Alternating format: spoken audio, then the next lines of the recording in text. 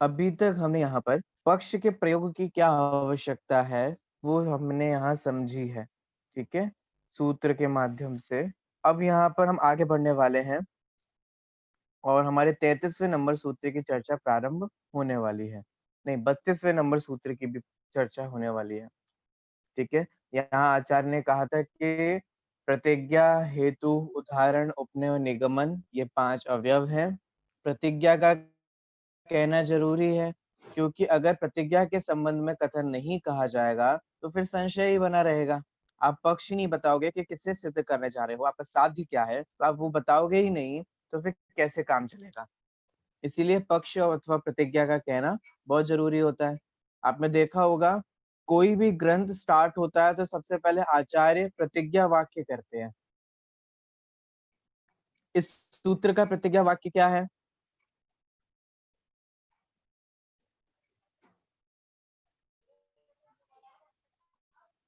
इति वक्ष्ये तयोर्लक्ष्म सिद्धमल्पम लघियसा। इसलिए अब मैं इन दोनों का लक्षण कहूंगा। किसका लक्षण कहूंगा? प्रमाण का और प्रमाणाभास का। तो ये प्रतिज्ञा हो गई ना, ठीक है। तो ये प्रतिज्ञा हो गई, इसे ही कहा जाता है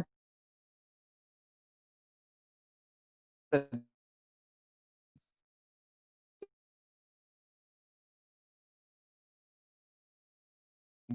वाक्य। आचार्य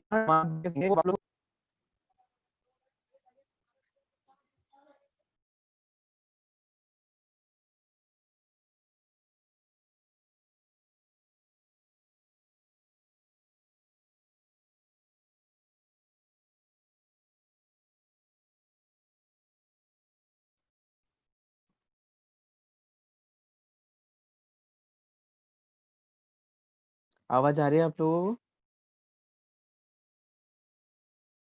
अब भी नहीं आ रही? आ रही? मैं कह रहा हूँ आवाज आ रही है आप लोगों को और आप कह रहे हैं नहीं, इसका मतलब आ रही है। अगर नहीं आ रही होती तो आपको ये कैसे सुनाई देता? चलिए, यहाँ वापस आ जाते हैं। तो हमारी बात चल रही थी प्रतिज्ञा, हेतु, दृष्टांत, उपनय और निगमन में से प्रतिज्ञा कहना क्यों जरूरी है। अब देखिए ना, कोई भी शास्त्र प्रारंभ करने से पहले शास्त्रकर्ता उस प्रतिज्ञा वाक्य कहते हैं कि हम क्या बताने वाले हैं,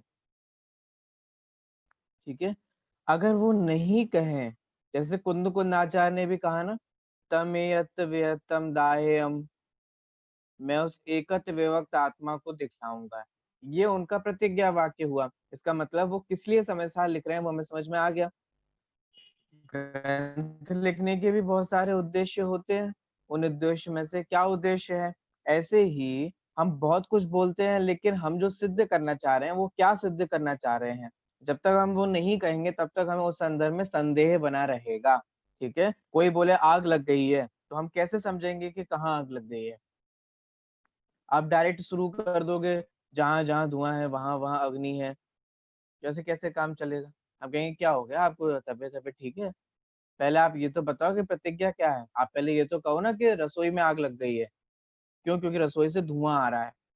अब जहां जहां धुआं होता है वहां वहां आग होती है। तो जब आप प्रतिज्ञा कह करके हेतु कहेंगे तो समझ में भी आता है, वरना संदेह बना रहता है, ठीक है। दूसरी बात हमने ये भी देखी थी कि प्रतिज्ञा का ही सारांश अथवा उपसंहार कहाँ होता है?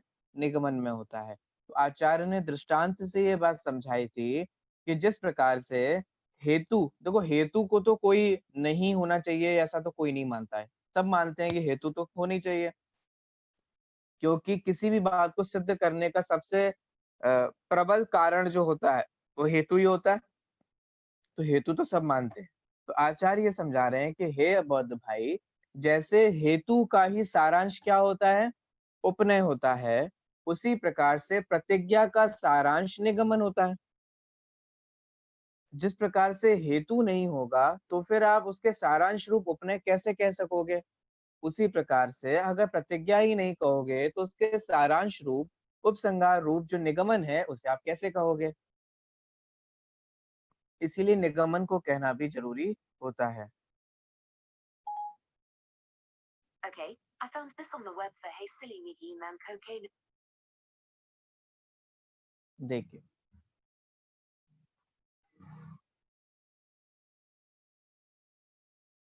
चलिए 32वें नंबर सूत्र से अपन प्रारंभ करते हैं। ठीक है, हाँ देखिए अब ये पूरा विषय समझ में आ गया ना कि पक्ष जरूरी है। अब आचार्य कह रहे हैं ऐसा कौन मूर्ख होगा कि अब भी जो पक्ष ना माने, अनुमान प्रयोग में पक्ष को ना माने, ऐसा कौन होगा भाई? सब तो कोई नहीं होगा। देखो अब यहाँ 32 नंबर सूत्र में वही कह रहे हैं, कोवा त्रिधा हेतु मुक्त्वा समर्थ्य मानो न पक्षयति। को वा त्रिधा हेतु मुक्त्वा समर्थ्य मानो न पक्षयति। बोलिए, आप लोग बोल पा रहे हैं?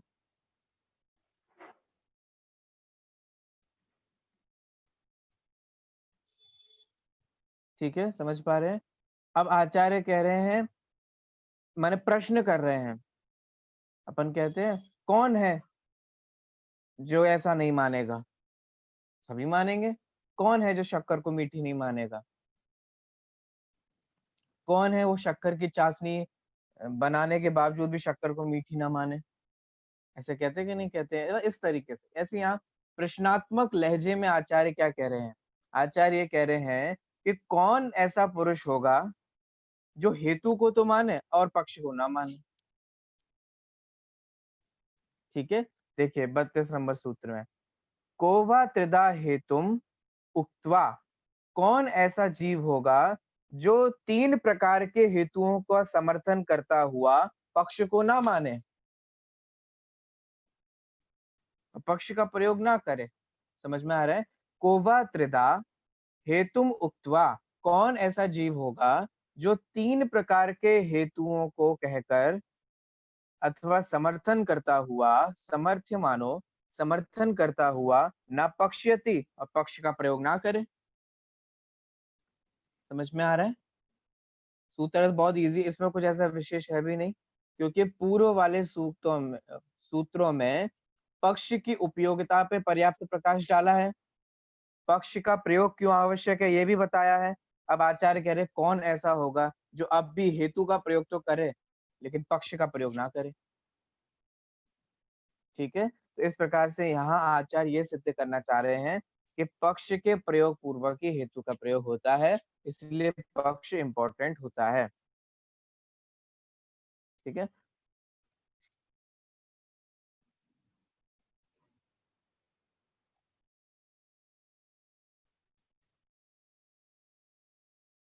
चलिए अब यहाँ पर 33 नंबर सूत्र में 5 अभी जो हमने पढ़े ना, अब देखो ये नया विषय शुरू हो रहा है, नया, इसी में ही 5 कौन कौन से हैं? प्रतिज्ञा, अवयव, प्रतिज्ञा, हेतु, दृष्टांत, उपनय और निगमन। याद है? अब आचार्य कह रहे हैं कि सिर्फ 2 ही होने चाहिए, प्रतिज्ञा और हेतु। देखो आप कॉन्सेप्ट समझो, मैं आपको पहले कॉन्सेप्ट समझाऊं, वो आसान पड़ता है ना, मैं आपको पहले ओवरऑल व्यू दे देता हूँ, है ना? आप पहले ओवरऑल व्यू ले लो। अनुमान के 5 प्रयोग हैं, ठीक है? अनुमान के प्रयोग को हम 2 तरीके से प्रयोग करते हैं, माने 2 जगह। कब? एक तो जब हम गुरु शिष्य को समझा रहे हो, ठीक है, नॉर्मल आपस में चर्चा चल रही हो, साधर्मियों की चर्चा चल रही हो, गुरु शिष्य की चर्चा चल रही हो, तो एक तो तब। दूसरा जब वादी और प्रतिवादी की चर्चा चल रही हो, दोनों में कितना अंतर है? ठीक है, एक तो वाद विवाद में अनुमान का प्रयोग हो रहा हो और एक हम लोग आपस में चर्चा कर रहे हो, तो अंतर पड़ जाता है कि नहीं पड़ जाता है? तो दोनों जगह का सिस्टम अलग अलग है। जब वाद विवाद चल रहा हो, इसे हम बोलते हैं विजु विषु कथा, ठीक है, और जो गुरु शिष्य के बीच समझाने के लिए होता है उसे बोलते हैं वीतराग कथा। तो अभी हम क्या कर रहे हैं? अभी हम वीतराग कथा कर रहे हैं। और जब हम लड़ मरेंगे, ऐसा तो नहीं कहना चाहिए, जब वाद विवाद करने लगे, आजकल वही समझा जाता है वाद विवाद, लेकिन गलत है। ठीक है, क्योंकि हम टीवीज वगैरह पे भी देखते हैं, वहां पैनल को बैठाया जाता है चर्चा के लिए आराम से, चर्चा तो होती नहीं है, सब चीखते रहते, चिल्लाते रहते हैं, डिस्कशन करते हैं ना, पैनल डिस्कशन होता है। ठीक है, उसमें से जो मन में एंकर चिल्ला रहा है, वो चिल्ला रहे हैं और सब पढ़े-लिखे लोग होते हैं। यानी अच्छे-अच्छे, बड़े-बड़े पद के लोगों को डिस्कशन के लिए बुलाया जाता है, वाद-विवाद के लिए बुलाया जाता है और वाद-विवाद तो छोड़ो, ऐसे गाली-गलौज होने लग जाती है, वो बीप करना पड़ता है। ये कोई लहज़ा है हमारा बड़े-बड़े लोगों का, वाद-विवाद करने की भी तरीका नहीं आता। एंकर चिल्ला रहा है, क्या ऐसे वाद-विवाद होता है क्या? ऐसे चर्चा परिचर्चाएँ होती हैं क्या? अगर हमें सचमुच वाद-विवाद करना है, ये वो वाद-विवाद नहीं होता है क्योंकि आज हमें क्या लगता है कि वाद-विवाद में ऐसी ही लड़ाई होती होगी। बिल्कुल ऐसे चीखना, चिल्लाना ऐसा नहीं होता। शालीनता से भी अपनी बात को रखी जाती है और जिसका हेतु प्रबल होगा उसकी मानी जाएगी। मैं चिल्लाऊँ और मेरा हेतु वीक हो तो कैसे काम चलेगा? और मैं शालीनता से बोलूँ लेकिन मेरा हेतु स्ट्रॉन्ग हो, तो बात तो वही सुनी जाएगी। होता है कि नहीं होता है? 2 लोग बैठे हैं, ठीक है?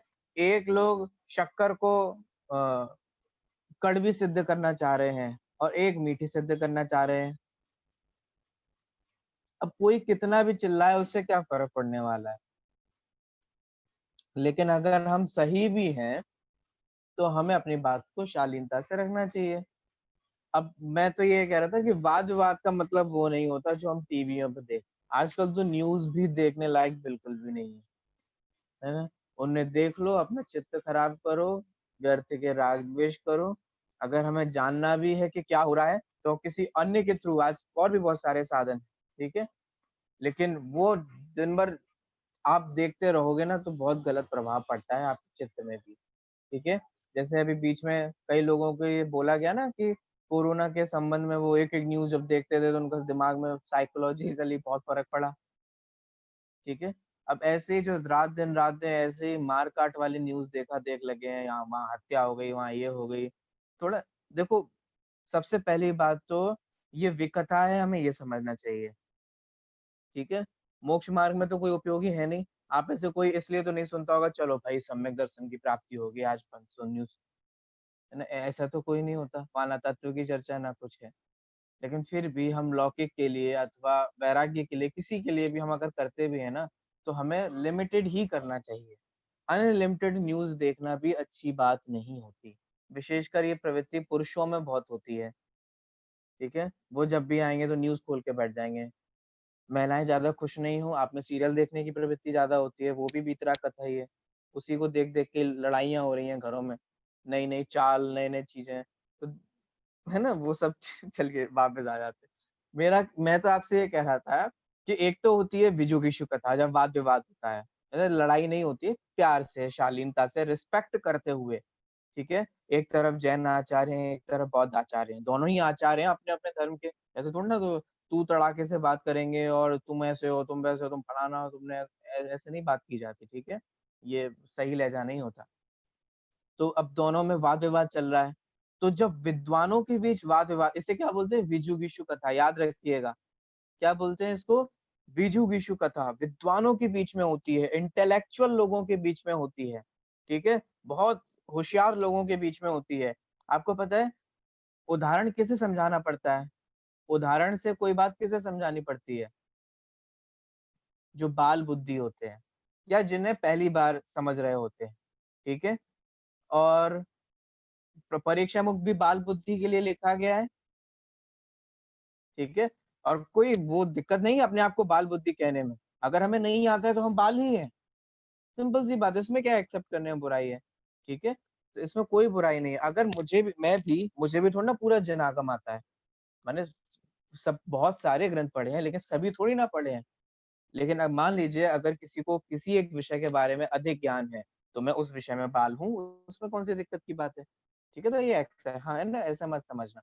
तो बाल बुद्धि के लिए दृष्टांत दिए जाते हैं। आप लोगों को भी जब मैं डायरेक्ट कोई बात कहता हूँ तो समझ में नहीं आती है। तो मैं जैसे धुआँ और अग्नि चालू कर देता हूँ, वैसी बात समझ में आ जाती है ना? तो आचार्यों ने भी धुएँ और अग्नि आदि के दृष्टांत के माध्यम से हमारे को स्पष्ट किया।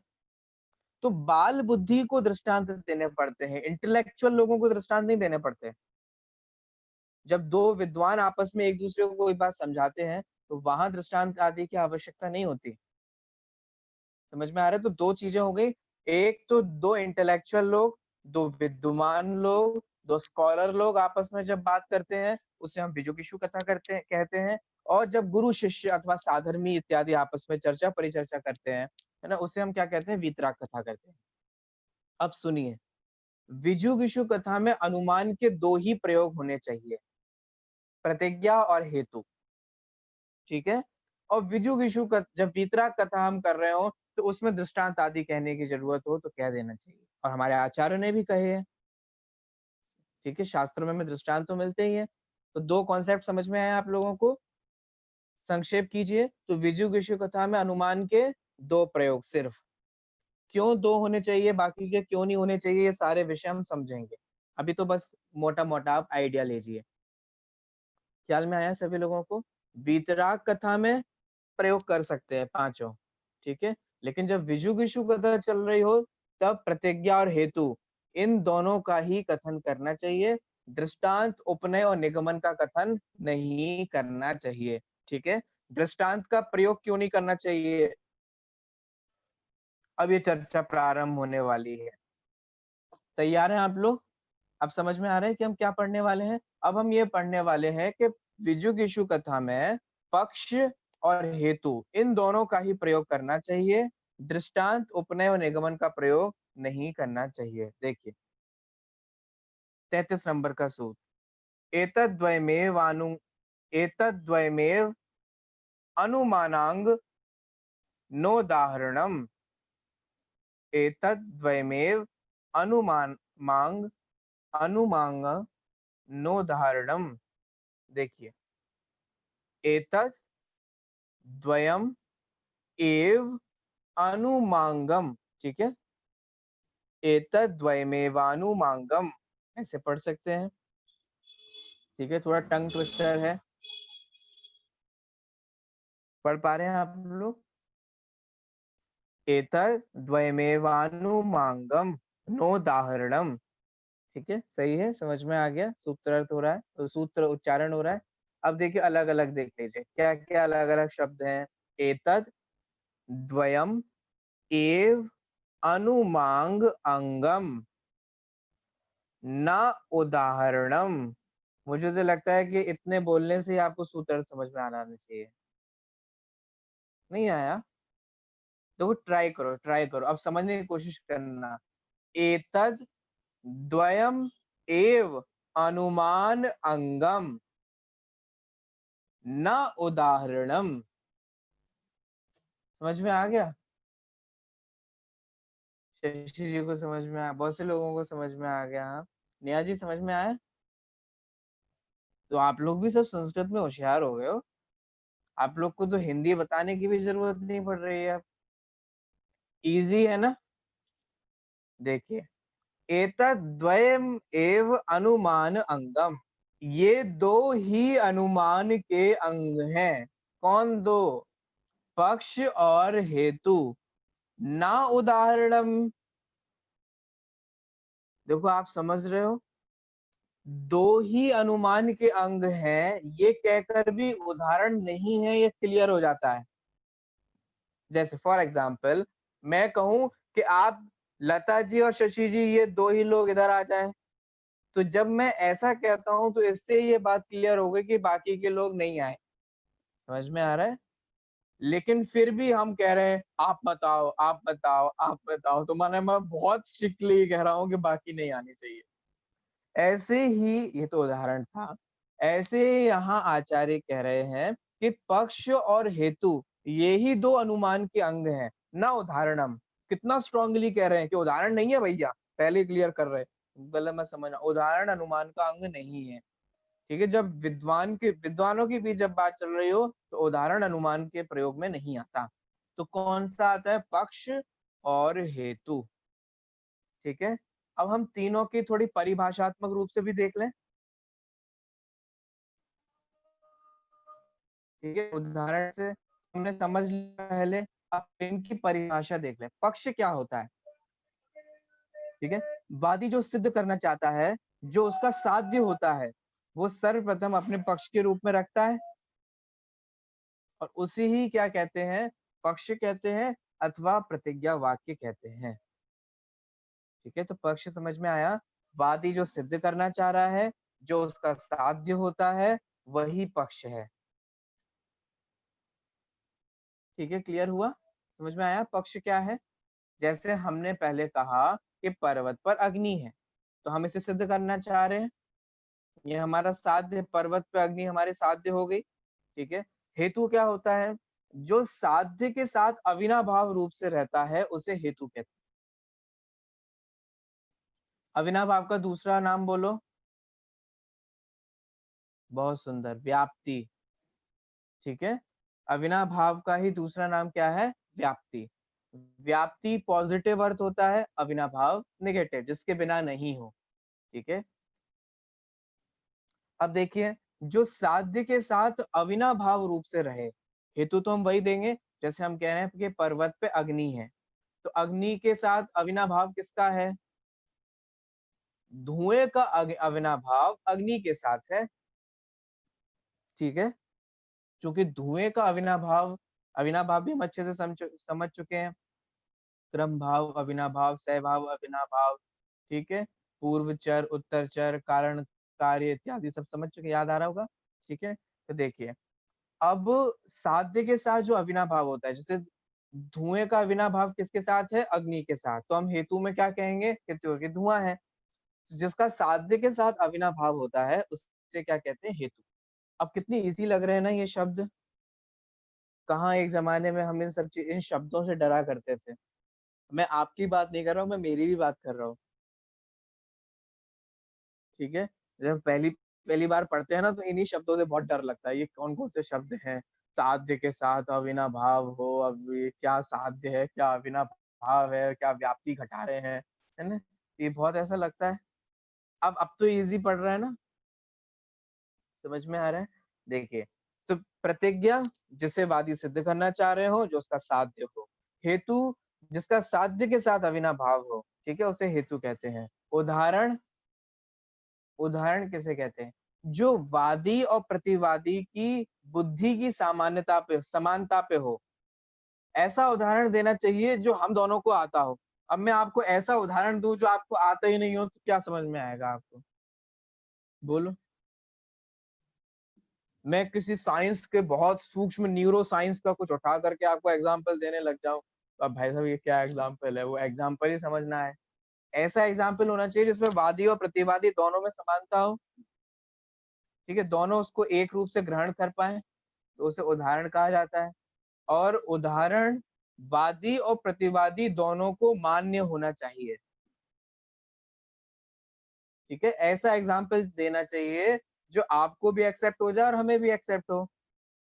क्या फायदा कि हम ऐसा कोई एग्जाम दे दें जो आपको एक्सेप्ट ही ना हो, तो कैसे काम चलेगा? आपने सुना ही ना हो, आपको पता ही ना हो, आपने आपने कभी उसको ज्ञान का विषय ही ना बना हो। इसीलिए आप लोगों ने देखा होगा, हमारे आचार्यों ने घड़े का उदाहरण दिया। घर घर में घड़े थे, ठीक है नहीं? निमित्त उपादान को समझाने के लिए, निश्चय व्यवहार को समझाने के लिए, है ना? क्यों उदाहरण दिए? घड़े का एग्जाम्पल दिए, क्योंकि तब प्लास्टिक नहीं थी, है ना, स्टील नहीं थी। और लोगों के घर में कुछ भी स्टोर किया जाता था, तो घड़े, मिट्टी के घड़े बनाकर ही, मिट्टी के बर्तनों में ही खाना बनता था, मिट्टी के घड़ों में ही चीजें स्टोर होती थी। इवन घी रखने के लिए भी एक मिट्टी का ही घड़ा होता था। ठीक है, हमने तो नहीं देखा, लेकिन पढ़ा ही है, ऐसा होता था, है ना? तो इस तरीके से ऐसा काम होता था। एक एक मिट्टी का घड़ा भी होता था, एक घी का घड़ा होता था। जो घी का घड़ा होता था, उसमें सिर्फ घी ही रखा जाता था और कुछ नहीं रखा जाता था, क्योंकि मिट्टी का एक नेचर होता है ना, वो एब्जॉर्ब करती है। तो जिसमें हम घी रखते आए हैं, उसमें ही हम घी रखते हैं, नए नए को चेंज नहीं करते थे। ठीक है, तो ऐसे ही ये सारे प्रयोग दृष्टांत देते हुए आचार्यों ने जो किए, है ना? घट का एग्जाम्पल दिया, पट का एग्जाम्पल, कपड़ों का एग्जाम्पल दिया, पट माने कपड़ा होता है ना? कपड़ों का एग्जाम्पल दिया, है ना? रथ का एग्जाम्पल दिया, क्योंकि बैलगाड़ी का जमाना था, लोग रथों से ट्रेवल किया करते थे। ठीक है, तो इस तरीके से आचार्यों ने भी जो एग्जाम्पल दिए, वो वैसे ही एग्जाम्पल दिए जाते हैं जैसे शिष्यों को समझ में आए। तो एक बात बताओ, एग्जाम्पल विषय को सरल करने के लिए दिए जाते हैं कि और कठिन बनाने के लिए? अब मैं किसी बात को सरल करने के लिए तो एग्जाम्पल दूंगा, कि ऐसा एग्जाम्पल दूं कि वो और कठिन हो जाए। कहाँ तो हमें मूल विषय समझ नहीं आ रहा था, उसके लिए हमने दृष्टांत दिया। अब कहाँ ऐसा दृष्टांत दिया कि वो मूल विषय तो छोड़ो, दृष्टांत भी समझ में नहीं आ रहा। पहले दृष्टांत समझो, ठीक है? तो वो अच्छा दृष्टांत नहीं माना जाता। दृष्टांत तो वो होना चाहिए जहाँ बुद्धि की समानता हो, ठीक है? नमक का उदाहरण दो, दिन भर नमक नमक का प्रयोग करने वाली हमारी जो माताएं बहनें हैं, है ना? शक्कर का एग्जाम्पल दो, ऐसे एग्जाम्पल देने से तुरंत बात समझ में आ जाती है, ठीक है? और बाकी जैसे फिर धीरे धीरे बढ़ाते रहो, और भी ऐसे एग्जाम्पल। तो बुद्धि की समानता होना चाहिए, ठीक है? उपनय क्या होता है मैं आपको पहले ही समझा चुका हूँ। हेतु के दोहराने को उपनय कहते हैं, और निगमन प्रतिज्ञा के दोहराने को निगमन कहते हैं। अब देखिए, अन्य अन्य जो मतावलंबी हैं वो अलग अलग, ये 5 अंग हो गए ना, इन 5 में से सांख्य सिर्फ तीनों को मानते हैं। जो सांख्य है ना, वो किसको मानते हैं? सिर्फ 3 को ही मानते हैं, प्रतिज्ञा, हेतु और उदाहरण को। मीमांसक 4 को मानते हैं, और योग जो है वो 5 को मानते हैं, ठीक है?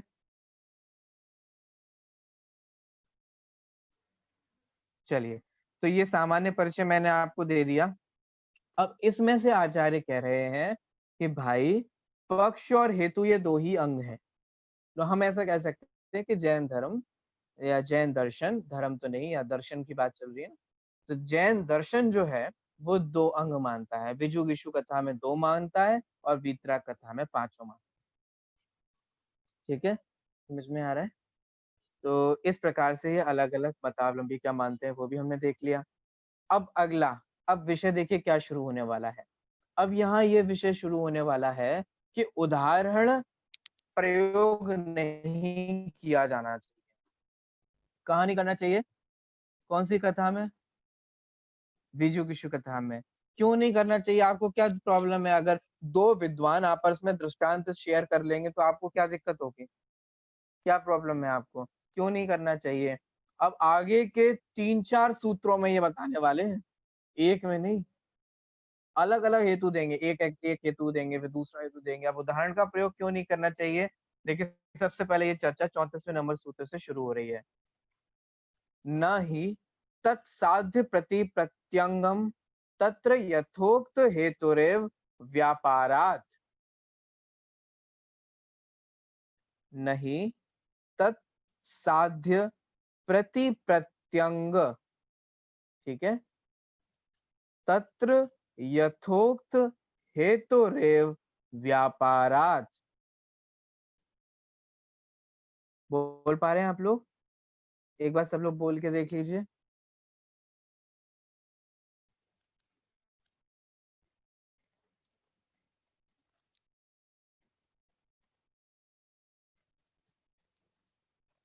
चलिए, बोल पा रहे हैं? अब देखिए, यहाँ जो शब्द जुड़े हुए हैं उनको थोड़ा अपन अलग अलग करके देखें। नहीं तत् साध्य प्रतिपत्ति अंगम, तत् साध्य प्रतिपत्ति अंगम, तत्र यथोक्त हेतुरेव, माने यथा उक्त हेतु एव,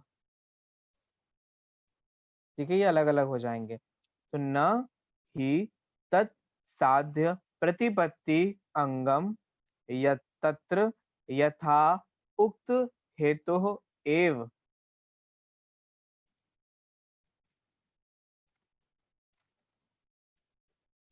ये समझ में आया?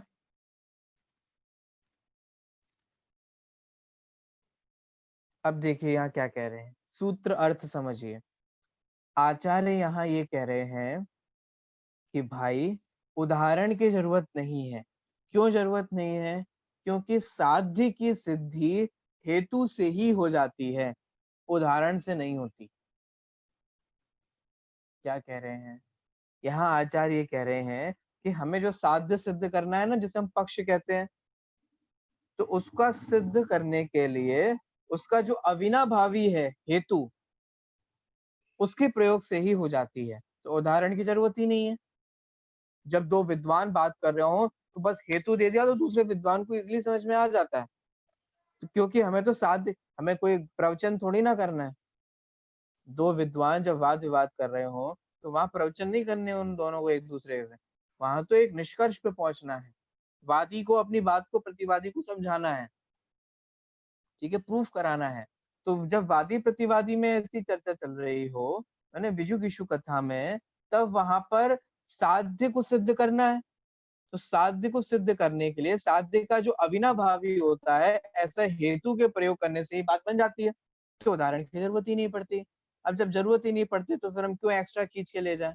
टाइम वेस्ट होगा कि नहीं होगा विद्वानों का? आपको समझ में आ रहा है ना? बाकी लोगों का टाइम इम्पोर्टेंट नहीं हो, लेकिन विद्वानों का समय तो बहुत इम्पोर्टेंट होता है। तो वे विद्वान लोग पक्ष और हेतु इसके ही काम चला लेते हैं, इससे उनको समझ में आता है। उदाहरण, फिर उपनय और फिर निगमन, ये 3 स्टेप का वे प्रयोग नहीं करते। नहीं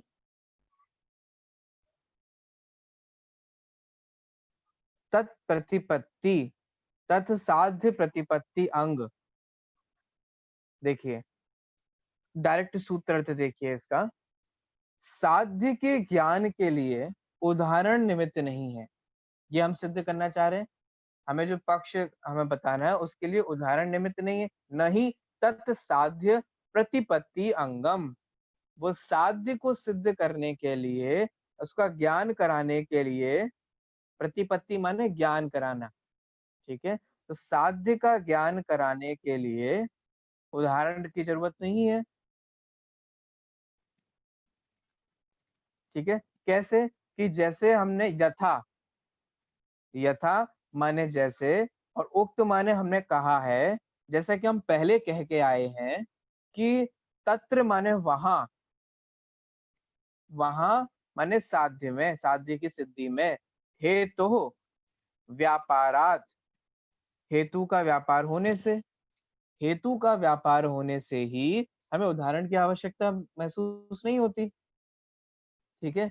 साध्य की सिद्धि में उदाहरण जो अंग है उसकी कोई जरूरत नहीं है, क्योंकि हम जैसा कि पहले कह के आ चुके हैं, साध्य की सिद्धि हेतु से ही हो जाती है, क्योंकि साध्य के लिए जो अविनाभावी है वो हेतु है। उदाहरण अविनाभावी थोड़ी ना है साध्य का। तो जो अविनाभावी हो वो ज्यादा इंपॉर्टेंट है, और जो अविनाभावी कह दिया गया, जिसकी व्याप्ति घटित हो रही है वो कह दिया गया, तो फिर अन्य की तो जरूरत ही नहीं है, ठीक है। तो यहाँ क्या बात कहे, पहला रीजन क्या दिया, पहला रीजन क्या दिया कि भाई साध्य की सिद्धि में हेतु ही अविनाभावी होता है, तो हमें उदाहरण की जरूरत नहीं है, ठीक है। क्योंकि साध्य का ज्ञान उदाहरण से नहीं होता, बल्कि उसका जो अविनाभावी हेतु है उससे पहले जो कहा था उससे ही हो जाता है। देखिए, तो साध्य का अविनाभावी हेतु के द्वारा साध्य का ज्ञान हो जाता है, इसलिए उदाहरण देने की आवश्यकता नहीं है। जैसे कि अग्नि साध्य है, पर्वत पर अग्नि क्या हो गई, साध्य है। हमें पर्वत सिद्ध नहीं करना है, पर्वत पर अग्नि सिद्ध करना है, मैं पहले भी जैसे कह चुका हूँ, ठीक है। तो हमें पर्वत पर अग्नि सिद्ध करना है, तो अग्नि क्या हो गई, साध्य हो गई। तो उस साध्य का अविनाभावी क्या होता है, धुआं। तो जब मैंने आपसे कहा उस पर्वत पर आग लग गई है क्योंकि वहां धुआं है, क्या आपको इतना पर्याप्त नहीं है? जरूरी है मैं फिर आपको दृष्टांत दूं? बता, आ जाएगा कि नहीं? इतने से भी तो समझ में आ जाएगा ना, हो जाता है। अब जरूरी है कि मैं आपको, देखो रसोई घर को याद करो, वहां रसोई घर में जहां जब जब जब धुआं हुआ, फिर मैं आपको रसोई घर लेके जाऊं कि देखो यहाँ अग्नि है, धुआं हो रहा है, धुआं है और फिर अग्नि है। फिर मैं आपको तालाब लेके जाऊं, देखो यहाँ तालाब में, देखो यहाँ धुआं नहीं है तो अग्नि नहीं है ना? तो ऐसे इतना टाइम वेस्ट करने की तो कोई जरूरत है ही नहीं। हमने कह दिया वहां अग्नि है क्योंकि धुआं है, इतने से काम चल गया कि नहीं चल गया? तो प्रतिज्ञा और हेतु, इससे ही काम चल जाता है, ठीक है। क्योंकि हेतु बहुत स्ट्रांग है ना, अविनाभावी है ना उसको सिद्ध करने के लिए, तो उदाहरण आदि की आवश्यकता महसूस नहीं होती। समझ में आया? एक और कारण जान ले, उदाहरण का प्रयोग क्यों नहीं करना चाहिए। अब आ जाइए 35वें नंबर सूत्र में, उदाहरण का प्रयोग क्यों नहीं आवश्यक है। देखिए, तद विना भाव निश्चयार्थम वा विपक्षे बाधक प्रमाण बलादेव तत्सिद्धे। 35 नंबर का सूत्र एक बार फिर से बोल देता हूं, तद विना भाव निश्चयार्थम वा विपक्षे बाधक प्रमाण बलादेव तत्सिद्धे। इजी है, ठीक है, आगे समझ में सब लोग बोल पा रहे हैं? एक बार आप लोग चेक कर लीजिए, आप लोग बोल पा रहे हैं? चलिए,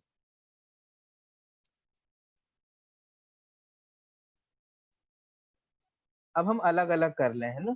देखिए, तत् विना भाव, इसमें क्या है, तत् और अविना भाव। अब तो शब्दों से परिचय हो गया आप लोगों का। तो तत् अविना भाव निश्चय अर्थम व विपक्षे, तो ये अलग अलग ही है, बाधक प्रमाण बलात् एव तत् सिद्धे। बाधक प्रमाण बलात्, आदता हलंत, बाधक प्रमाण बलात् एव तत् सिद्धे। अब देखिए, अनुमान के अंगों में उदाहरण का प्रयोग आवश्यक नहीं है, इसका यहाँ दूसरा कारण बता रहे हैं, ठीक है। अब वो दूसरा कारण क्या है, देखिए, यहाँ ये कह रहे हैं कि भाई हेतु का सॉरी साध्य का अविनाभावी कौन है, बताइए, साध्य का अविनाभावी कौन है? साध्य का अविनाभावी हेतु है, ठीक है। क्या दृष्टांत साध्य का अविनाभावी है? नहीं है। तो साध्य का जब वो अविनाभावी नहीं है, और तो फिर हमें उसकी आवश्यकता ही नहीं है। दूसरी बात, हमें उसका निर्णय विपक्ष से भी हो जाता है। देखो देखो देखो, समझने की कोशिश करना। जैसे पर्वत पर अग्नि है, पर्वत पे आग लग गई, ठीक है। तो पर्वत पर आग लग गई, ये क्या हो गया, पक्ष, ठीक है, क्योंकि वहां धुआं है इसलिए वहां अग्नि है, ये हेतु हो गया। अब विपक्ष क्या होता है, जो हम हेतु का प्रयोग कर रहे हैं अग्नि के लिए, वो विपक्ष में पाया जाएगा। देखो, समझो समझो समझो मैं क्या कहना चाह रहा हूँ, बहुत इजी है। ये तो, ये अभी जो विषय आ रहा है ये तो लाइट है, इजीली समझ में आएगा। आगे भी जो विषय आने वाला है, थोड़े विषय बीच में थोड़े कठिन वाले, ये इजी है, देखो समझना। धुआं, पर्वत पर आग है, ठीक है। तो पर्वत पर आग क्या हो गया, हमारा पक्ष हो गया। पर्वत पर अग्नि की सिद्धि पक्ष हो गया ना, ठीक है। पर्वत को छोड़कर कहीं और तो अग्नि नहीं है, तो वो सब हमारा विपक्ष हो गया। सिंपल सी बात है, इसमें तो कोई बड़ी बात नहीं है, ठीक है। अब हम क्या सिद्ध कर रहे हैं कि पर्वत पर आग है, इसका मतलब पर्वत को छोड़कर अन्य कहीं आग नहीं है। तो जब हम पक्ष की बात करते हैं तो बाकी सब विपक्ष हो गया, और जब हम पक्ष के लिए हेतु देते हैं तो बाकी सब विपक्ष आ गया।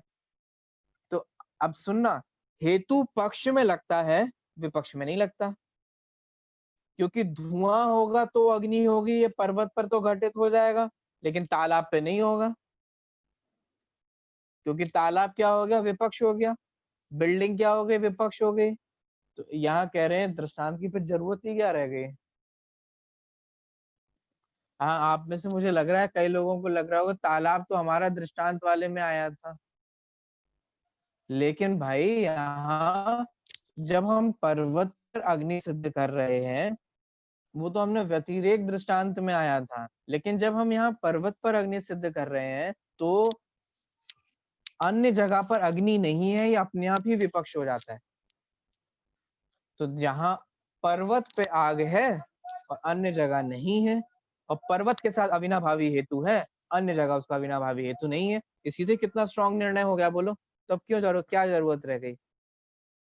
देखिए इस सूत्र का अर्थ देखिए, साध्य और साधन का अविनाभाव निश्चित करने के लिए उदाहरण की आवश्यकता नहीं, क्योंकि साध्य साधन की बात क्यों कर रहे हैं, क्योंकि हम यहाँ पर अनुमान के अंगों की बात कर रहे हैं। ठीक है, इसलिए साध्य साधन, साधन से साध्य, साध्य का ज्ञान होता है, तो साधन से साध्य का ज्ञान करने के लिए उदाहरण की आवश्यकता नहीं है, क्योंकि विपक्ष में बाधक प्रमाण को देखकर उसका निश्चय हो जाता है। विपक्ष में बाधक प्रमाण को देखकर, जैसे तालाब हो गया तो वो विपक्ष हो गया, अब उसमें बाधक प्रमाण मतलब धुआं आदि नहीं है, इसी से निर्णय हो गया। तो विपक्ष में हमें बाधक प्रमाणों को देखकर ही ये निश्चय हो जाता है कि ये जो हेतु है वो विपक्ष में सर्वथा असंभव है। तो यहाँ समहाउ ये कहना चाह रहे हैं कि ये जो दृष्टांत वाला काम हो रहा है ना, वो तो हमारा पक्ष विपक्ष वाले से ही क्लियर हो जाता है थोड़ा बहुत, तो इंटेलेक्चुअल लोगों को तो उसी से ही क्लियर हो जाता है। तो इसलिए हमें ऐसे उदाहरण की आवश्यकता की जरूरत नहीं पड़ती, क्योंकि जो अविनाभाव हेतु है वो हमारे पक्ष में पाया जाएगा और विपक्ष में नहीं पाया जाएगा। विपक्ष में उसको सिद्ध करने के लिए कोई प्रमाण नहीं पाया जाएगा, इसीलिए यहाँ कहा जा रहा है। ठीक है, समझ में आ रहा है।